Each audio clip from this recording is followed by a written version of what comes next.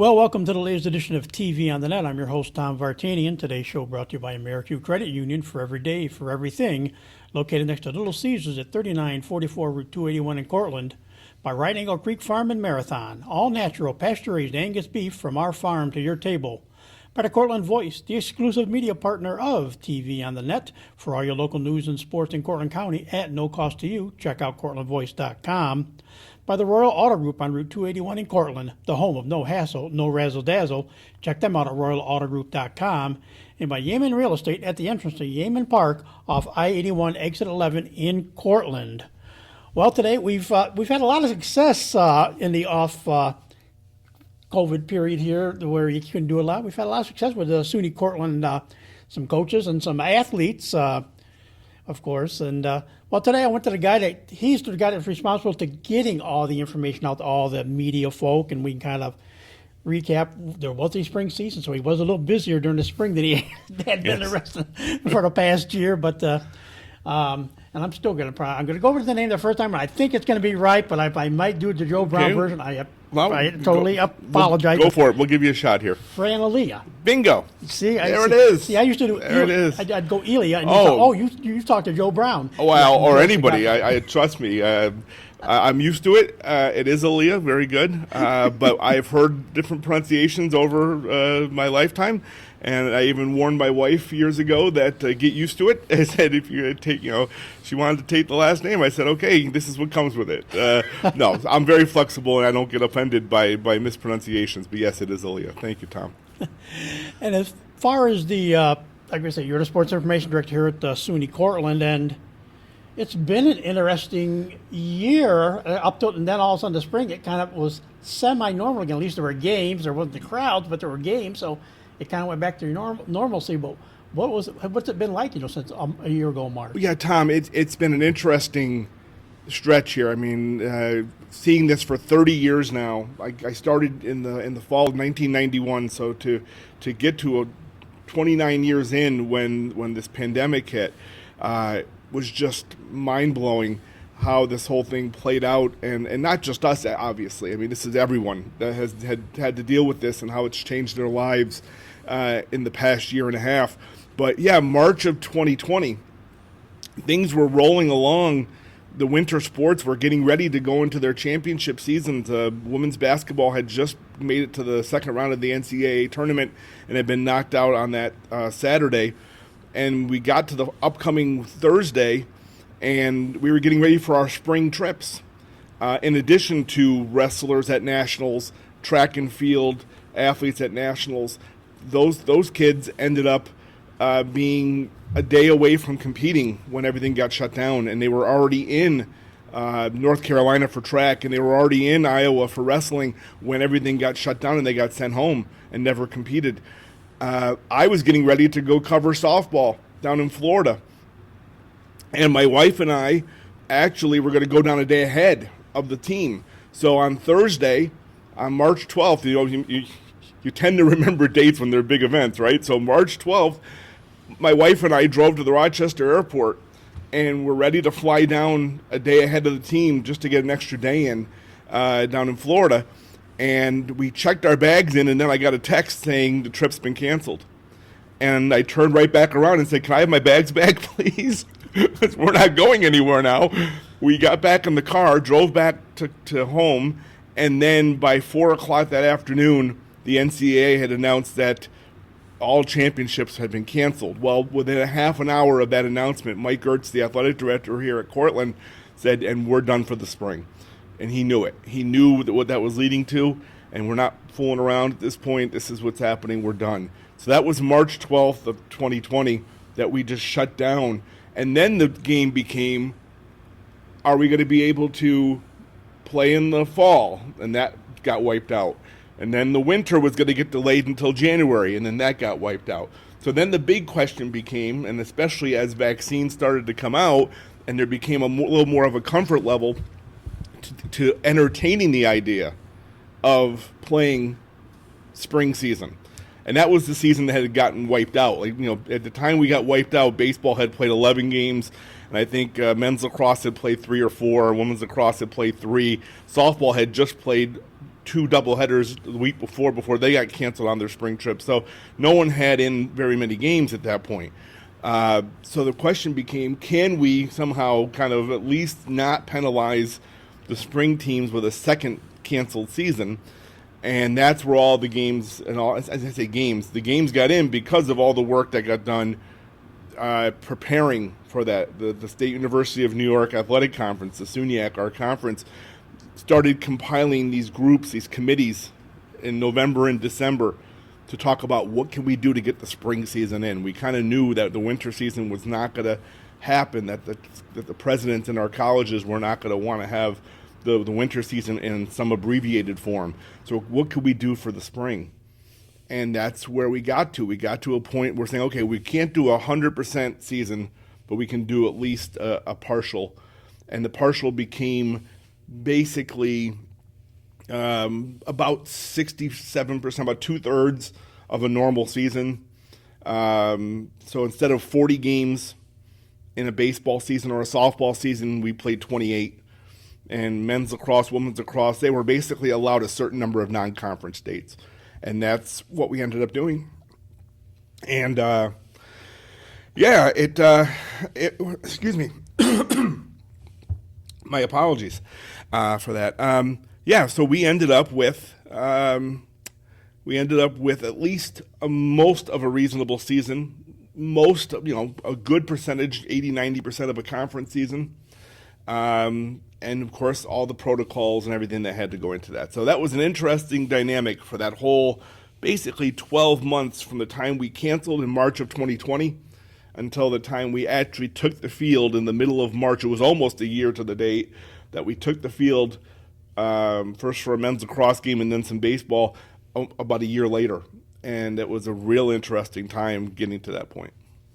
Yeah, I thought the SUNY schedule was interesting because I did talk to Paige Potter right before they went to their, they got through the first round of sectionals or of their NCAA tournament. They were on their way to the second, and you didn't play everybody in SUNYAC this year. It was kind of regionalized it seemed like to a degree Right. for SUNYAC even, because everybody asked me, well, why can't SUNYAC play? I said, I said if anybody would play, I would think it would have been SUNYAC because pretty much all the colleges are in the state. Right. I mean, you look at the Patriot League, you look at the Ivy League, you're going out of state, and out of state travel was definitely out the window, so you really couldn't do that. But yes, I have a hope maybe SUNYAC will because it's all contained in the state, but even that was kind of a little bit different too because of that. Anyways. Yeah, we're a unique conference, being as big of a state. We're not a Texas, but we're bigger than most of the Division III states. So when you look at the geography of the SUNYAC, you've got teams that go from Fredonia in the southwest part of the state all the way up to Plattsburgh in the northeast, and that's about a 7-hour at least drive between those two. The biggest issue early on in the planning stages became, can we limit or eliminate overnight trips during the regular season and allow teams to do day trips? And the only way that could really be done was to break the conference into divisions. And that goes back, if people who knew the league 20 years ago, that the league did a lot of divisional play back in the 90s. We got away from that in the last 20 years and started playing more of a straight conference type schedule where you would play home and home with almost everybody in a lot of sports. So when they looked at this schedule and said, well, what can we do to limit or almost eliminate overnights? And no one did overnights during the regular season, and that was the reason. So it became divisions. Some sports were easy to do divisions on. You take a softball, for example, where there's 10 teams, 5 in the West, 5 in the East, and then you just played the 4 teams in the Eastern Division, home and home doubleheaders, and that was your 16-game schedule. Men's lacrosse was in the Western Division because there weren't as many West schools that had men's lacrosse, but the women's lacrosse team was in the East, and was in with Oneonta and New Paltz and Plattsburgh and Potsdam. So that was done that way. Why we didn't play everybody. Now, you still had the ability if you wanted to. Like, we're kind of, we're centrally located. So the idea that we could play a Buffalo State or an Oswego in softball and count it as a non-league game. Or men's lacrosse could play Oneonta or Potsdam and count that as a non-league game because it still wasn't going to be an overnight trip for the teams. And that helped us do that. But that's why you saw the schedule go to divisions, not play everybody. Baseball had the biggest challenges, only 7 teams in the league. So you couldn't do we did divisions, but we allowed, kind of think of it like as interleague play in Major League Baseball. Cortland would play Fredonia or Brockport that wasn't in our division, but it would count in the standings. But Plattsburgh wouldn't play Fredonia. So there was still kind of a weird imbalance there, but it was the best they could do to still allow the teams to at least play 16 league games and have some semblance of a schedule. So that's why you saw the schedule the way it was. And part of it, we could talk a lot about, I kind of may have to do a second podcast with you at some point and talk more about you and how you got the dream job I'd always liked. I'd like to have. The best thing is I got to know what sports information directors did early in 85, early 80s, even before 85, I think it was when I was in Ithaca, because I got tied in with Eric Reed, who's now the play-by-play man from the Miami Heat.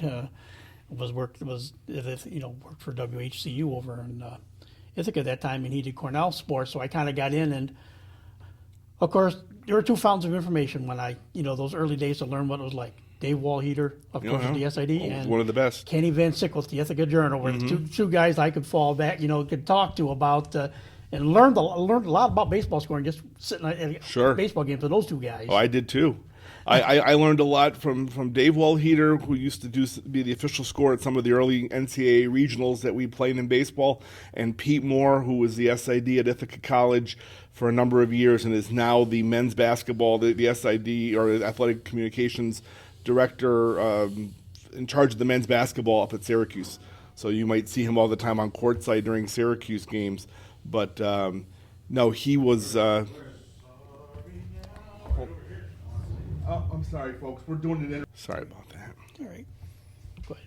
So Pete Moore at Ithaca College, who's now at Syracuse, was one of the people who taught me a lot about the scoring of games for baseball, his system, some things that he did. So, yeah, you're right. You talk about getting exposure. And, of course, I was very lucky. Pete Carisno was the sports information director here at Cortland when I got here as an assistant for a year. And he was one of the best in the business. And then he stayed on as the public relations director for a lot of my tenure here until about 2010.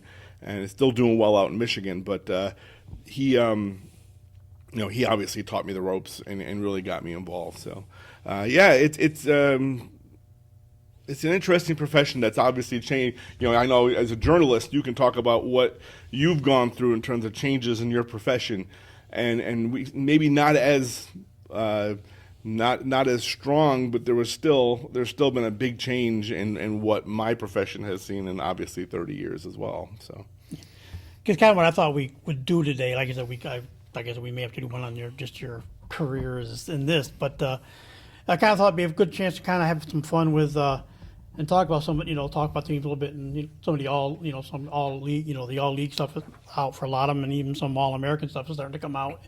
And I kind of thought I'd jump in because there's not as much to them, but two sports that didn't get played in the fall were soccer and football, but yet the COSIDA's all academic all district teams, stuff like that are coming out now, and had Blake Aronson on the soccer was named to the the District 3 all district soccer team this year, and they based that on the career, they said. Right, and the same with, and you're going to mention too, so Blake Aronson with men's soccer and Michael Bailey with football. Tom, you saw this with a lot of sports that didn't play in the last year.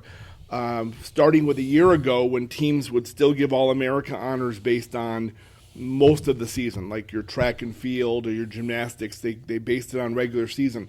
Then when we got to a point where a lot of teams, now some schools did play football and soccer in the fall, and some played it this past spring. We didn't. We didn't play either of those sports, but there were still these organizations like COSIDA, which is the College Sports Information Directors of America.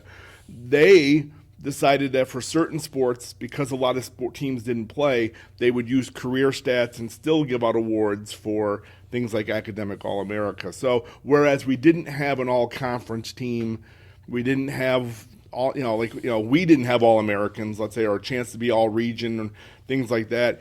At least some of these awards, like academic awards, they turned into career awards. So we've been fortunate so far. We've had, as you mentioned, two academic all-district honorees. We're hoping for at least a couple of more. We've got a couple of other potential academic awards coming up soon as well, things that have been nominated for, and we're waiting on results. So, yeah, that's what's happened. There's been a lot of creativity right now to have these organizations figure out how to still have honors, still have awards for teams that didn't play.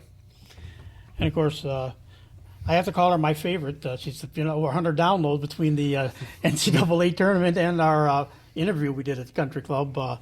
Danielle Bambola, of course, 17th in the nation. She would have probably gone to the tournament last year, and this year it was more of a iffy because you only play like 6-8 matches, and well, is that going to be good enough to get her in? And she was one of the 6 at-large bids, and of course, she's also just recently was a repeat second-team All-American for the Women's Golf Coaches Association.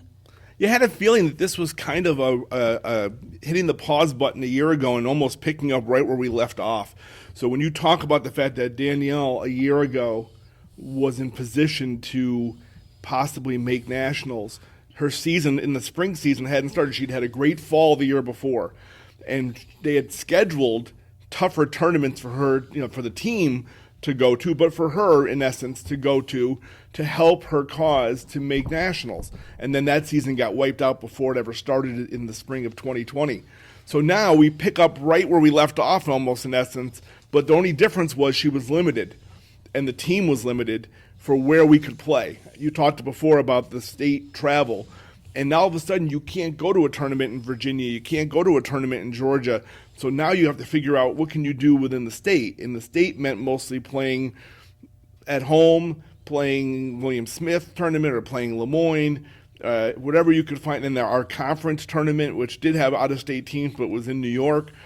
And luckily, she had a great spring.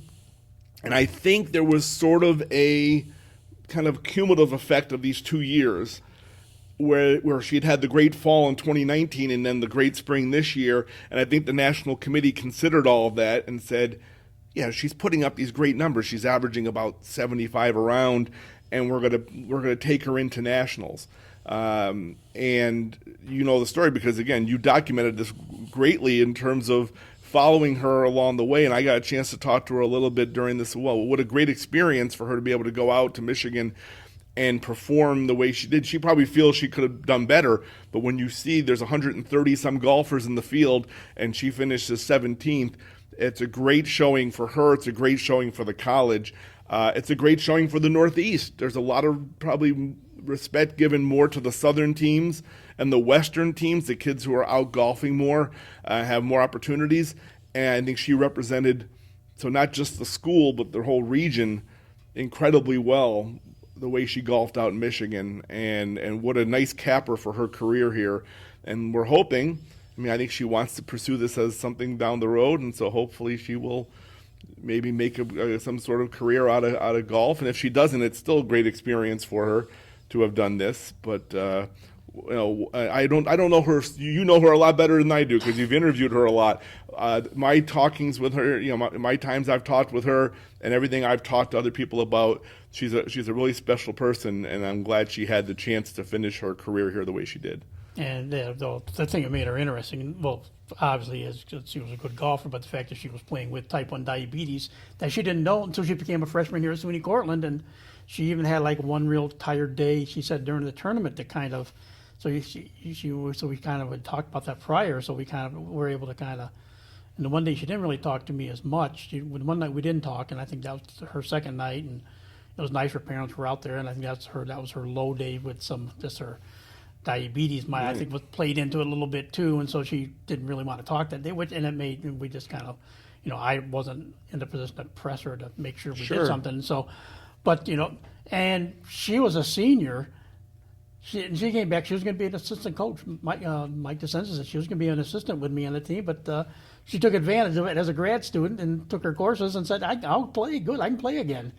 And that brings up in first, right, just the fact that she even talked about the fact that playing a 4-day tournament was something new for her that you don't do in college, having these 4-day tournaments, and that took a toll on her a little bit and how to react. But if she wants to keep doing this professionally down the road, this is a good experience for her to get into. But you brought up an interesting point that we can kind of move into here a little bit. Danielle Bambola was one of the many athletes who took advantage of the eligibility situation. NCAA basically has granted blanket waivers for eligibility, which is going to be really interesting. You're going to see a lot of people you think are seniors and you think they're done, and then they come back.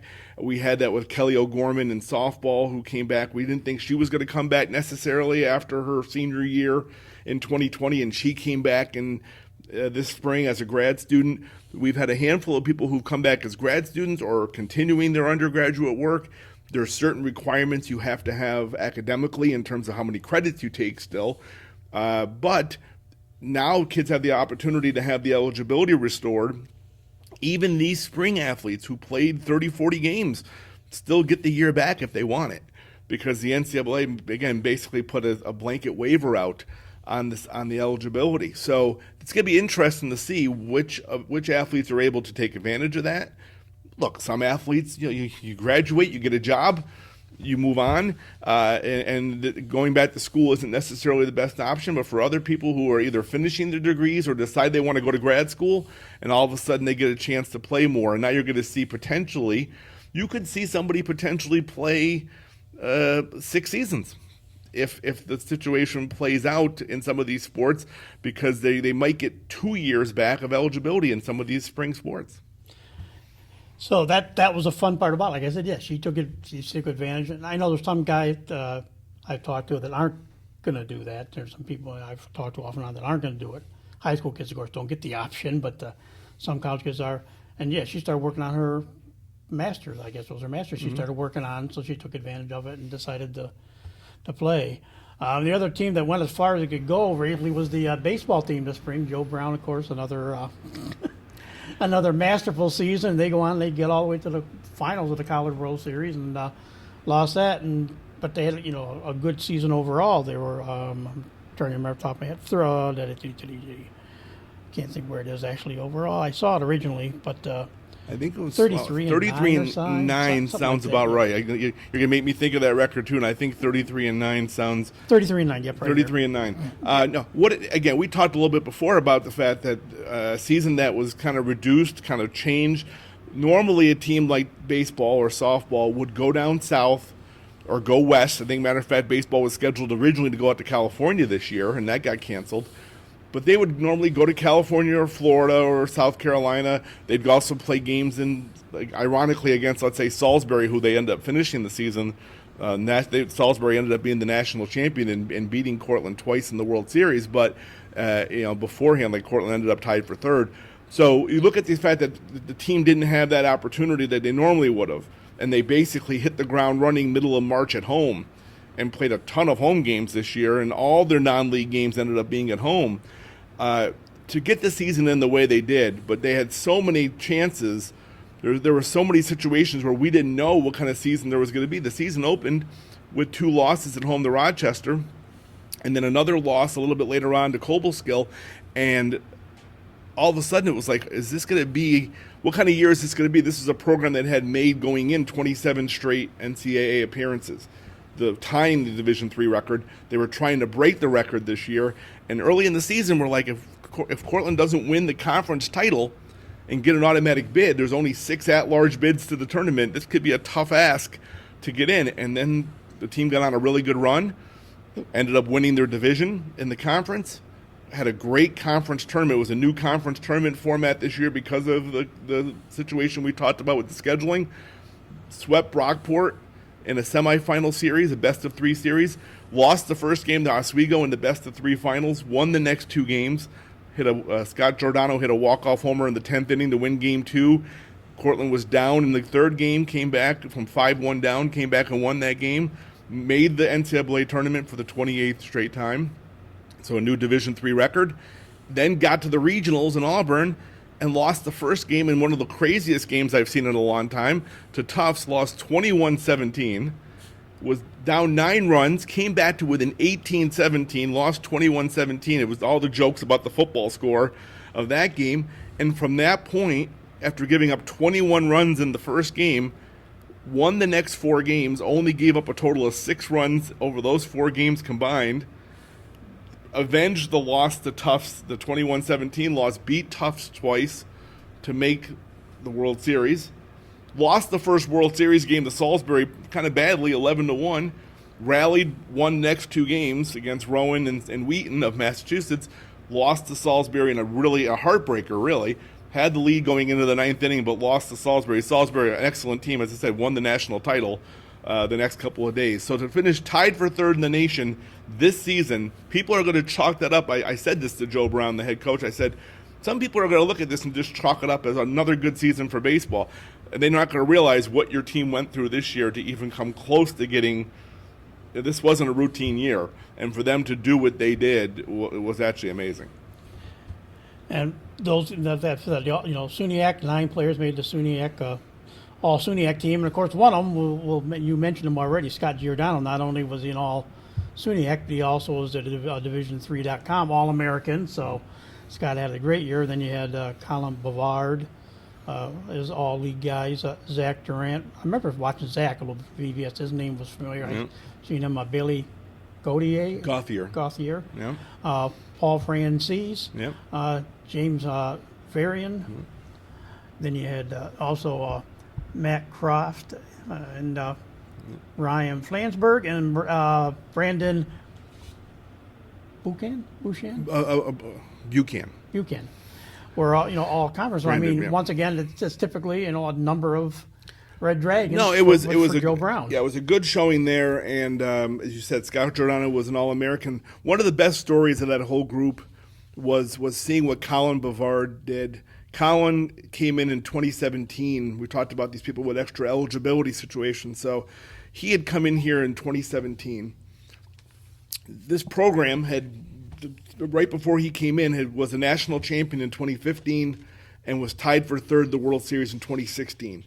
And he got here in 2017, and the team got on the doorstep a couple of times and just couldn't get over the hump to get back to the World Series. They finished second in the regional in 2017. In 2019, they won the regional, but it was a super regional format, lost in the super regionals. So this year comes up, and Colin is now a fifth-year player because of the cancellation. And he got hurt in the SUNYAC tournament. And we thought he was done for the rest of the season. We came back and won the conference tournament. He didn't play in the third game. And we got to the to the NCAA regional, and he was not in the lineup the first few days. And I talked to Joe Brown right before we played Tufts, the first time we had to beat them twice. The first game we played them, and he says, I'm putting him in the lineup. I'm putting Colin in the lineup as a designated hitter. I'm not sure he can even run at this point. And he came up, he got a big 2-run single. He got another hit and scored a run, and I think emotionally lifted the team, as he's really kind of one of the team leaders. And it was kind of like, you'll appreciate the reference I said. It's kind of like a Willis Reed or kind of a reverse Kirk Gibson. And then instead of hobbling out in the ninth inning, he hobbled out in the first inning, but ended up just getting big hits. He ended up playing in the lineup in a couple of the World Series games, got a big hit to help us win one of the games as well. It was great to see him be able to overcome that injury enough to contribute and be a big factor in some of the big wins in the NCAA tournament. For someone who had, again, been here since 2017 and had been just close but had not been able to get to the World Series, again, a program that had been going into this year, we had been to 14 previous World Series.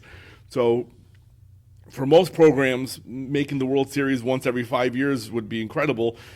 Here people say, what's taking so long? You could equate it to the Yankees. How come they're not in the playoffs every year? Yeah. Well, Joe Brown right now, Yeah. and give him his credit, he's not a Yankee fan. He's a Red Sox No. fan. So, Well, the Red Sox, the way they've been successful the last 20 years, I guess maybe that's he's, rubbed off but- as well. But, yeah, it's kind of like, if you're not in the playoffs, why aren't you there? Or why aren't you in the World Series? Yeah, people don't realize, obviously, for any of these teams that have success here, what it takes year in and year out. People will take it for granted that certain teams will always be there, and it's not that easy to do that.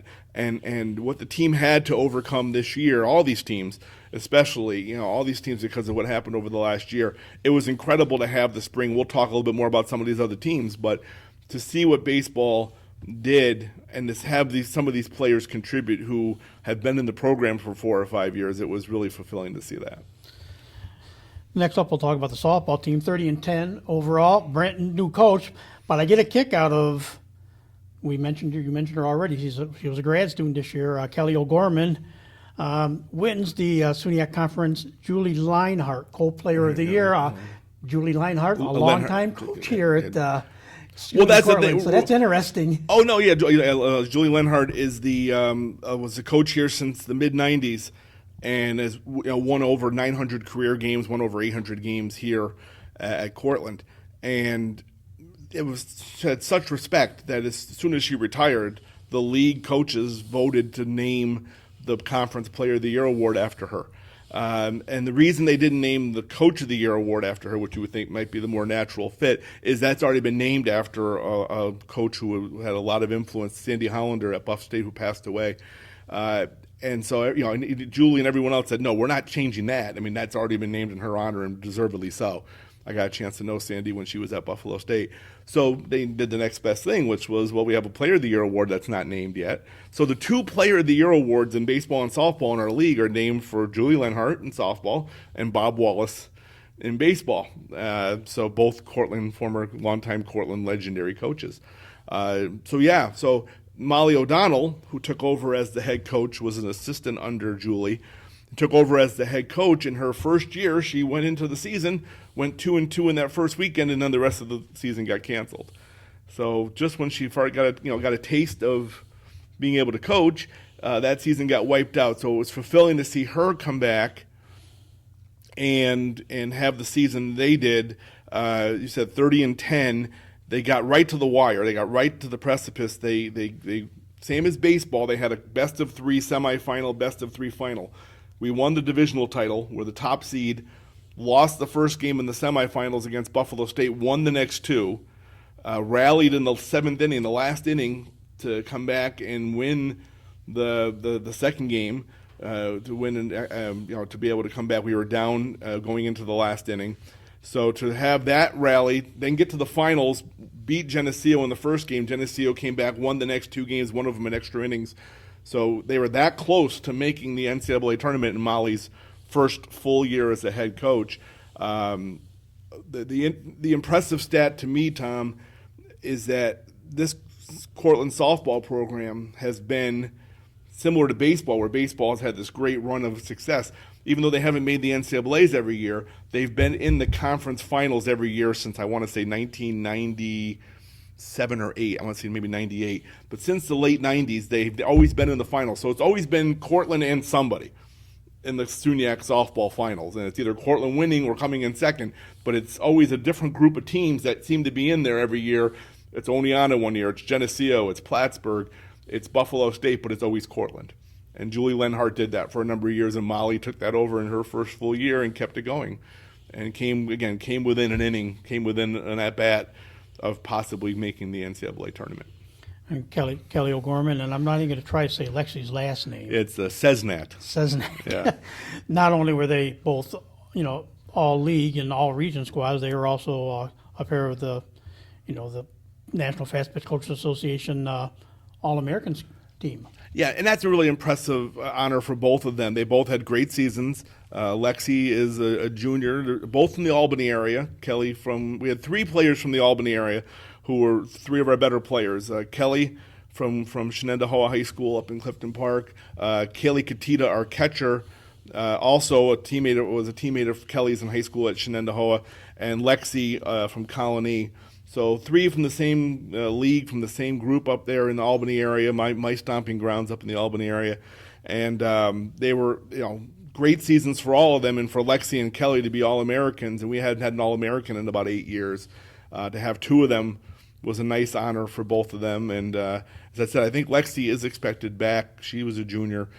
But Kelly was one of the people who took advantage. And again, I went back and looked at an interview that she did a year ago where she wasn't sure if she was going to come back. It all came down to grad school, whether the grad program she wanted was going to be available here, whether she was going to go off somewhere else and finish grad school or do something else. So a year ago, she thought she was done. A year ago, she thought that there was a good chance that she was never going to put on a Cortland uniform again. And then I remember talking to her at the beginning of the season this year. She started off the season, I want to say 0 for 9 or something in the first couple of games, and she got like a little infield hit, and I saw her between games to the doubleheader, and she knew it because I didn't even realize it. She goes, Well, I got my first hit after going 0 for 9, so she knew. And obviously, she recovered pretty well because she hit over 400 and was an All-American. So she bounced back pretty well from that slow start. But one of the nicest people you ever want to meet, and I was so happy. It was just so fulfilling and so happy to see her be able to have the season that she didn't have in 2020, just like Danielle with golf, to say you get a second chance, take advantage of it. Never take anything for granted anymore. That you think you're going to have a season to play and you never know. And also, as far as the higher league honors, freshman second baseman Tori Reish was the rookie of the year this year as well. But you go to the rest of the the all conference team. Carly Whedon was a first team All Star, and you mentioned Kaylee and of course Lexi. They were all first teamers. Second teams went to Taylor Filicello and Courtney Kane. They were both second teamers, and so Carly, a senior pitcher, she ended up carrying a lot of the load. There would have been a second senior pitcher this year that didn't play, Katie Walls, and she was a local product, and she'd had a really good career. I don't know whether she's going to take advantage. I think there's next hope year. that she'll be coming back. I know she was recovering, from some injury type stuff, surgery type stuff, but it was kind of a double-edged. It was a blessing in disguise in a way. I mean, look, we would love to have Katie. Katie, talent-wise, would have been the best pitcher in the conference this year, and I'm hoping she's able to come back. I don't know her situation, so I don't want to comment more on not knowing her situation, but would love if she can come back. Carly Whedon is expected to possibly come back, even though she was a senior this year. It was great to see her emerge as one of our top pitchers. Coming out, again, she came to Cortland and only had the very, very limited exposure in 2020, and we didn't know exactly what she was capable of, and she ended up being an all-region pitcher. The Courtney Kane story is a nice one, too, because she was kind of our third pitcher a couple years ago, behind Sam Van Dorn, who's now the head coach at Plattsburgh, and Katie Waltz, the Cortland High product. And Courtney got a chance this year to step up, to pitch more, and all she did was throw 2 no-hitters. She became the first pitcher at Cortland to throw 2 7-inning no-hitters in the same season since 1987. So I love stories like that, Tom. I love watching people who pay their dues, who maybe are, getting a chance here and there, but aren't getting a chance to start all the time or to be stars on the team. And then they get that opportunity, and they've put their time in, and then they step up and they do something like Courtney Kane does and throw 2 no-hitters in a season and have that opportunity. Sometimes that's even more satisfying than someone who comes in as a freshman and is great from the beginning. But instead, watching these people who have been, maybe a player who went from being like a pinch runner for 2 years and all of a sudden got a chance to be a starter and took advantage of it. But they never complained when they were being asked to serve a lower role. And those kind of stories in all these sports, to me, it's fun to watch that because these people have put their time in. Moving on to lacrosse, the men 11-4 season overall. But for people that know the history, like I kind of do, of Homer lacrosse, it was a kind of a very good year, at least as far as when you looked at some postseason stuff. Of course, Steve Belfield, the head coach here, and of course one of his assistant coaches is Matt Kataya, the other Christian Hall. They're all part of the coaches. Coach of the Year awards kind of in SUNYAC this year. As far as the staff. And then you got Mark Esposito was co-defensive player of the year by the coaches, and you had other 5 first team choices in the SUNYAC. Zach Jones, another Homer kid, Dominic Natalie, then senior Brian Williams, and of course Dante Iacovone. They were all first team selections, and of course Dante, like I said, is only a junior. He's got another year to go, and maybe more because of the eligibility. I was going to say the eligibility thing again opens up the door for these athletes to have a couple more years if they want, and that'll be the case because basically someone like Iacovone is someone who has played 2 seasons now, these last 2 seasons, one partial and one kind of full, but neither one really counts toward the eligibility as long as he wants to be in school still, and 2 years from now he could still be playing. So you hope for those situations. What's funny about Dante is, again, I'm old enough now to sit there. I recognize we had a baseball player whose father played baseball when I was here. Matt Funk, his father played, and of course Dante's father, Mark. I covered him as a player back in the spring of '92. So yeah, I'm seeing that a lot now. I'm getting more and more now of the children of the athletes I covered when I first started, who are now here playing for us. And some I recognize right away, and other ones I find out after the fact. Sometimes it's a female athlete who's not, I don't recognize the name because it's a married name. I don't know the maiden name of the mom. And then I find out and say, oh, I remember so-and-so. I remember that person playing for us too. So we're getting a good handful of these athletes. And plus, as you mentioned, the Homer connection. It's great to see the local athletes stay here, whether it's a Katie Waltz a couple of years ago in softball, or whether it's the Homer players in men's lacrosse, or even relatively regionally. We had a lot of like West Genesee, Syracuse area kids on the baseball team.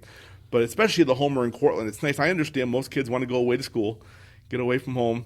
It's nice in some of these cases to see them stick around here and be big contributors. And of course, Dante, of course, also setting a career mark already, past like 100, I think he caught over 100 points, and he hasn't played that much yet, but he's already eclipsed that mark. And you basically can combine the last 2 seasons into one full season. I mean, the team played a few games in 2020 and then probably lost that many games when we reduced the schedule this year. So when you kind of merge those 2 seasons together, you get basically one full year. So he's basically played 2 years, even though it's been 3 seasons. Yeah. He's basically done what he's done in 2 years. So, look, it was a great run for them. They hit a buzzsaw in RIT, who ended up winning the national title. You're seeing a theme. We're losing the teams that end up winning national titles, but RIT coached Jake Kuhn, another Homer person. So the Homer connection there, and they won a thriller against Salisbury in the double overtime in the national finals. But RIT came here early in the season, and Cortland, that game was a great game. It ended up being, I think, 12-8, but it was Cortland ahead in the third quarter of that game. And then the way the situation worked out, Cortland won the SUNYAC, great rivalry with Geneseo this year, just 3 great games with Geneseo, 2 one-goal games that they split during the regular season, and then I think it ended up being a 2 or 3 goal game in the finals that Cortland won. So Cortland made the NCAA tournament, got sent down to a neutral site down in New Jersey, opened up with a big win against UMass Boston, and then got RIT, who got a bye. That's a real tough draw to obviously face a team as good as RIT, even on a neutral field, after you've played and they haven't, and RIT won pretty big against Cortland in that second round. But as was evidenced, RIT made the run all the way through and won the title. So nothing to be ashamed of, and still a tie for 9th nationally for men's lacrosse by making it to the second round of which was a slightly smaller tournament. You saw that this year. All the NCAA tournaments got reduced down in size a little bit. So it made it tougher to get in if you didn't win your conference. And in our case, the teams that all got in all won their conference, won the SUNYAC to get in. So nice run for men's lacrosse. Again, great to see the local ties. Steve Bevel just keeps turning out teams. And again, we keep saying, well, it's just understood. But the fact is, because they've made the NCAA tournament every year since he arrived in the mid-2000s. I think it was 2007. But it's not easy. It's not easy to keep doing that, and the team had to win the conference title this year to do it, and they pulled that off and had a good run. And of course, there were second teamers as well. They're Kyle Bowden, Pat Doyen. Doyen, yeah. Doyen. Yeah. The last of the Homer trio, Jacob Rivers was a second teamer, and Brandon Stiles were second team selections. And then you go on to the when they went to the All-American team.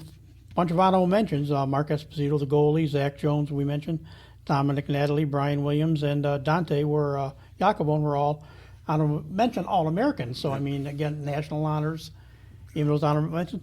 And of course, one of your more recent things you sent out to me was Steve as well, is now part of the board of the Intercollegiate Men's Lacrosse Coaches Association. IMLCA, yep. And Steve's always been actively involved in different areas of the national organizations. That's part of, and he's also involved. He was head coach of the Iroquois team, and for a while, so he stays involved in the sport. He's a guy, again, a West Jenny area, alum who, he left most of his playing career and his coaching career was away from the area. He's an interesting story in that he went off. He played at Washington of Maryland, and then went into a coaching routine that was Colorado College and then University of Vermont. And he came in 2007 after Cortland had just won the title with Rich Barnes as the interim head coach that year. And Steve took over in 2007, coming back to Central New York.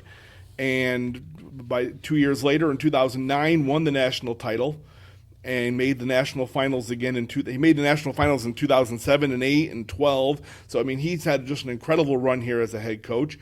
And his daughter Liz, who played here for us and was an assistant coach for us, is now the head coach for the women's team at Lemoyne.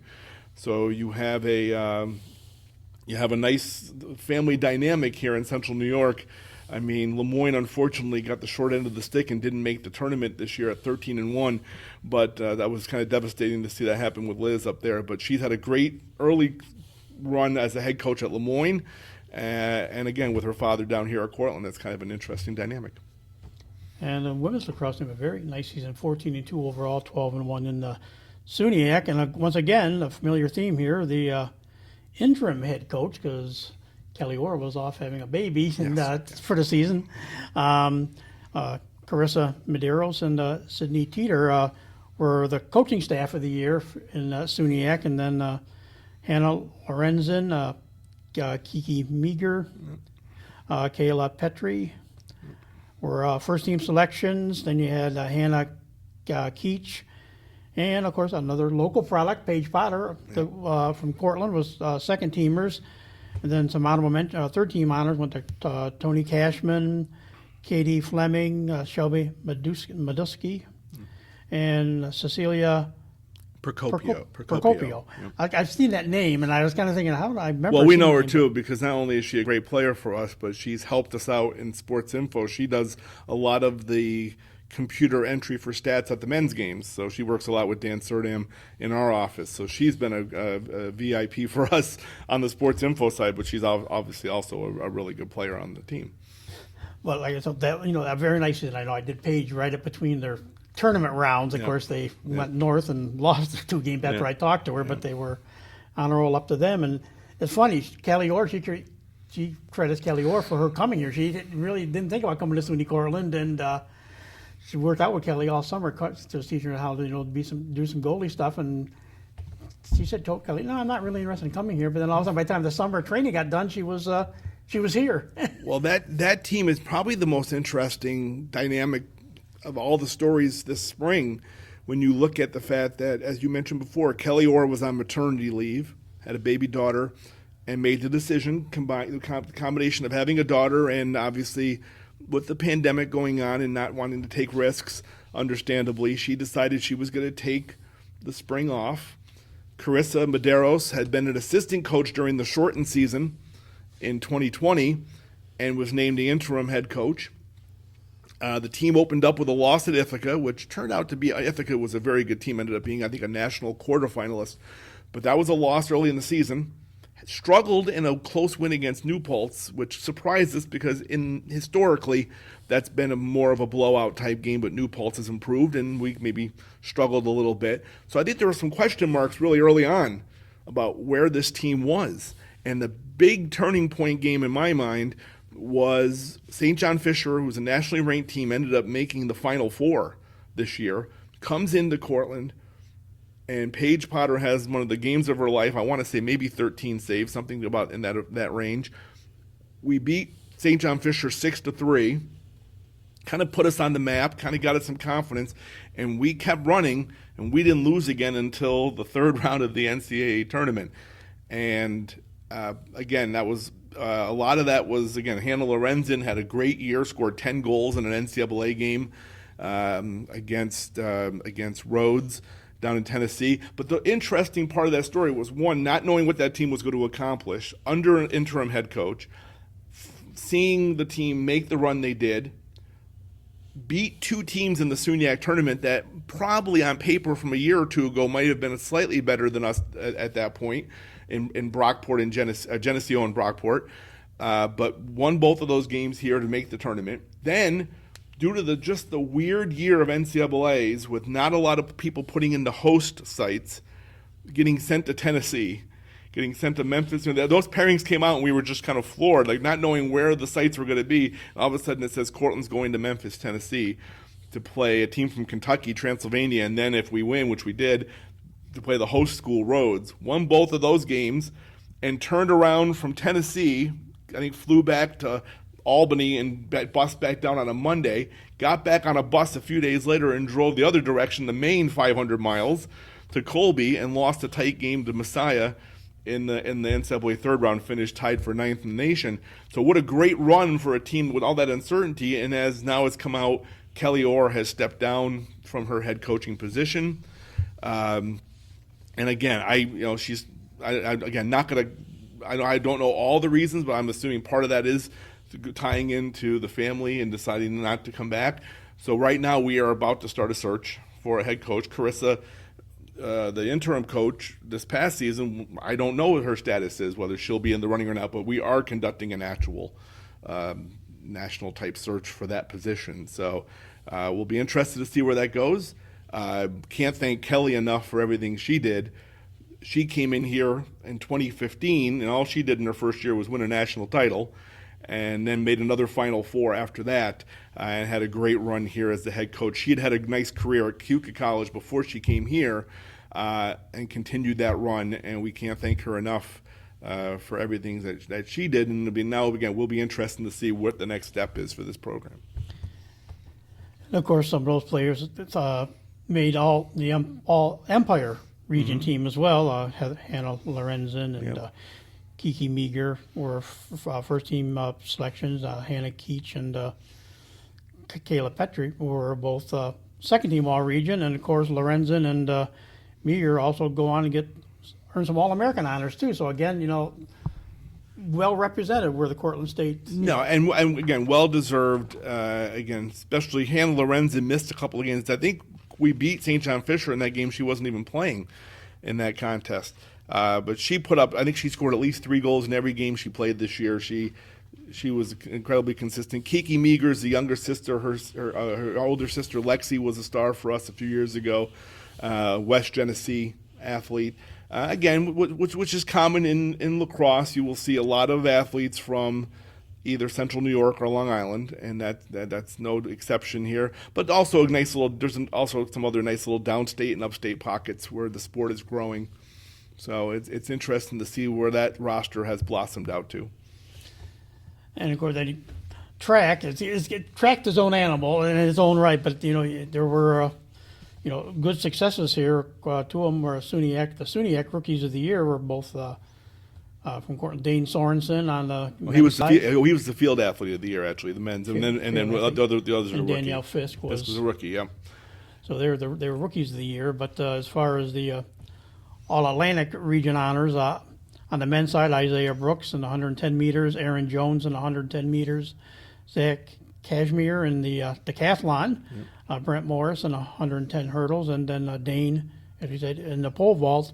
On the women's side, Danielle Fisk there in the high jump, Taylor Hunter, 100-meter dash, Aubriana Landtrip in the high jump, and Nicole Van Pelt in the high jump. So, some very nice, good, put out by, the track teams this year. And that was a little bit weirder, too, this year, the track season. Yeah, we felt, again, this was a situation where they were a day away from competing at indoor nationals in 2020, had that season canceled, had their outdoor season canceled, had their indoor season this past winter canceled.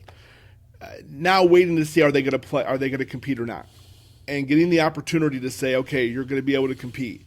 And Steve Patrick, our head coach, said, well, we can get in, especially if we can get in more home meets, we can give more people compete, less issues with traveling, and most of our meets this year were home. I think we went to University of Buffalo early on, and then later in the season we went to a couple of places. But most of the season, including our SUNYAC championship meet, were all here at Cortland. The people you mentioned, there's some interesting stories in that group. Aubriana, I call her Bree. I know Steve refers to her as Bree, and that's how she's listed sometimes. Bree Lantrip was a grad student who had attended the University of Iowa and had been a decent competitor for them. Had made like the NCAA regionals, West regionals when she was at Iowa. Came here for grad school in one season and ended up being the national, tied for second, national runner-up in the high jump. Danielle Fisk and Nicole Van Pelt, who you mentioned, also high jumpers for the women, are both members of our volleyball team. Nicole has played a couple of years for us. Danielle came in this past year, was going to play volleyball. That season didn't happen, but has been part of the team. But we see that a lot. It's been interesting to see the dynamic of having athletes compete in, let's say, a fall sport and then possibly then be on the track and field team. We get wrestlers or football players or wrestlers, people who end up being throwers.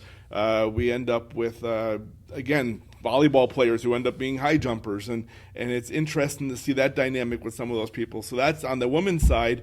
What Danielle ended up doing, making nationals as a freshman in the high jump, was impressive. And then on the men's side, Dane Sorensen had been an indoor national qualifier in the pole vault, and he ended up being an All-American. You'll probably get into some of that, so maybe I'll let you get into that, and then we'll cover some more. No, I was going to say, yeah, you went to, that's what I was going to mention, him. And the only thing I hadn't seen, maybe I just missed it when I was printing out 10,000 pages of paper today, all these releases. Isaiah, like I say, Bree was, the runner-up in the high jump at the, nationals, and Isaiah Brooks made the finals at 110-meter hurdles. Yes, and he finished fifth in the finals, and he's an interesting story in that he was a national qualifier a couple of years back indoor in a multi-event in the heptathlon, and again, a person that I don't think we were sure whether he would be back or not, and he took an advantage, and he had his personal best in the 110-meter hurdles was in the preliminaries at nationals. A lot of times you see your best efforts come in the middle of the season. Potentially, they don't necessarily come at nationals, and he stepped up. I want to say he was seeded I think there were 17 qualifiers, and I want to say he was 14th or 15th, somewhere in that range, going into nationals. And he stepped up, had his personal best. I think it was the fourth best time in the prelims, and got to finals and finished fifth in the finals. So amazing for him to finish his career stepping up to that level when that wasn't what was expected. I think, whereas someone like and Bree Lantrip, who tied for second, I think she was maybe fourth or fifth going into nationals. But Isaiah Brooks is an interesting story in that coming back, one of these people you don't know what their status is going to be, had been a multi-athlete, and now becomes a national. We had great hurdlers. We had a great group. You mentioned Aaron Jones, who made nationals as well. I think our men's hurdling group, as a group, was the highest ranked 110-meter hurdle group in men's Division III. When you looked at their combined efforts during the season, there's national rankings that rank you by event, and we were the top hurdling group for men's 110 hurdles. So it was great to see them be able to, ironically, back in North Carolina, the same state they had been in a year and a half ago when everything got canceled the day before they competed indoors. They got a chance to go back down to North Carolina and compete at the national meet and again, have 3 All-America performances with Dane fifth in the pole vault, again, Isaiah fifth in the hurdles, and 4, I should say. Dane, Isaiah, 4, and Bree Lantrip. So I'm sorry. So 2 men, 1 woman. So 3, and second in the high jump for Lantrip. So great to see them have 3 All-Americans, 6 national qualifiers, and more importantly, to see them just out there competing and seeing all these athletes be able to be out here competing at these meets was just a great sight. And of course, tennis team not quite as successful, but they did wrap up their season. They hadn't won, but they got to their last match of the year and came out with a win. So I mean, tennis, a decent season. And really, we didn't mention more about the golf team when we talked about Danielle, but that was an intermix. They didn't really have a full team till the league tournament. So it was in the backyard of the 5th golfers. So they kind of, she joined them then. They just promptly go out and destroy people in the championships there. And Again, this is all both of these sports you just mentioned, both are interesting because of COVID world. First of all, these were both, like, women's tennis has been a fall sport in terms of our conference until this year. The conference had already thought about trying to move it to the spring anyway, and this was the impetus with the fall being canceled. They moved the season to the spring. So they played a conference schedule, but they did it by divisions. Tough division. Oneonta and New Paltz both very good, and that was 4 of our 6 matches. And as you mentioned, we split with Plattsburgh. We won the last match of the season up at Plattsburgh, coming down to the final match. But the fact is, it was just the opportunity to even compete. Abby Madigan is one of the better players in our conference, and she had a nice run. The other interesting part was there's about 3 or 4 people on the team that were women's basketball players. Now, one we knew coming in, Logan Streety, who's a recruit. We haven't seen her on the basketball court yet, but she's touted as one of our better basketball players, but was also a very good women's tennis player out in Western New York in high school. So we kind of knew she was in. And then Tom Spanbauer, who's our men's basketball coach, is also our women's tennis coach. And then he helped fill out the team with a couple of other women's basketball players. And one of them, Shannon McGuire, who had never competed before, ended up winning 1 or 2 matches and ended up competing very well at number 6 singles and one of the doubles teams for us. So it was an interesting, even though it was a shorter season, it was interesting. Now golf, what you talk about, same thing. That's normally our conference sport in the fall and then NCAA in the spring. That fall got pushed. The conference championship happens in the spring, and we get to that conference championship up in the Albany area, and I get the results back from the meet, and I see on the list of names, and now why am I just drawing a blank on her name? But the one from Plattsburgh, you said one who came. Yeah, I can't think of her name either. So my apologies. I'm drawing a total blank, but she was a rookie. She was one of the top. I think she was the rookie of the year 2 years ago in the conference. Oh boy, I feel so bad. I'm sorry. But she ended up driving down from Plattsburgh because she had been home. She got tested. Came down, joined the team. She was on the team roster officially anyway, but came down and ended up being one of the reasons we won the tournament because her, with her score, helped us win the Northeast Women's Golf Conference tournament. So again, why am I totally drawing a blank on her name? But you're right. So it was more than just Danielle Bambola contributing on that. We had a couple of freshmen who competed a lot. We have Amanda Gaffney is a women's ice hockey player, also women's golfer, as we keep this theme going of multi-sport athletes. Amanda was our number 2 most of the year and is a very solid golfer as well. So there's still a really good core to build around, even though Danielle is leaving. There's going to be a good core of people to build this program around. Mike DeSenza, and you have a name for me, hopefully. No, I didn't know. Okay, I wasn't sure if you were going to pull a name for me. I was going to try to pull it, but I. And I feel so foolish. I'm going to do this because I feel bad, and I know people are screaming. People who know this. Yeah. Well, the dynamics of that, like Danielle explained, was kind of cool. It was her and Amanda were the veterans, and you had the 2 freshmen, so they each had like a freshman to work with, and they were kind of paired. And Danielle said, "Yeah, we kind of got paired because the one freshman played her speed and the other played Amanda's speed, so the 2 freshmen each had a mentor to kind of guide them through the 6 matches they had this year to get them ready for the league tournament and stuff too." So, okay, and for those people who have been screaming at the screen listening to this, Olivia Waldron is the name I was trying to think of. I apologize, Olivia, from Plattsburgh, sophomore, who again was the top rookie in our Northeast Women's Golf Conference as a freshman, and then stepped up and was an all-conference golfer and was basically one of the reasons, impetus behind us winning the conference title again this year. So again, sorry Olivia, but it was a great story though. The fact that she got tested, she came down for 2 meets. Actually, she was both in the Albany area, so a couple hours from her, and she was, because she was doing school from home and she had to get tested, and she came down for the conference tournament in Colony, and then came down for a duel that they had up in the Albany area against a Massachusetts team. So twice she kind of just joined the team separately to come down and help. So, right. So that's the biggest thing I want to do today. Like I said, Fran, we're going to have to get together, probably do this a little more about your history and your. Oh yeah, but my history. Here, but that would be fun at some point. But look, this was just having a spring season is a win, right? Right. Just having teams competing with all the uncertainty from the last year. and there was uncertainty. To be honest with you, there was uncertainty December and January about was there going to be a spring season. This was not a foregone conclusion that this spring was going to happen.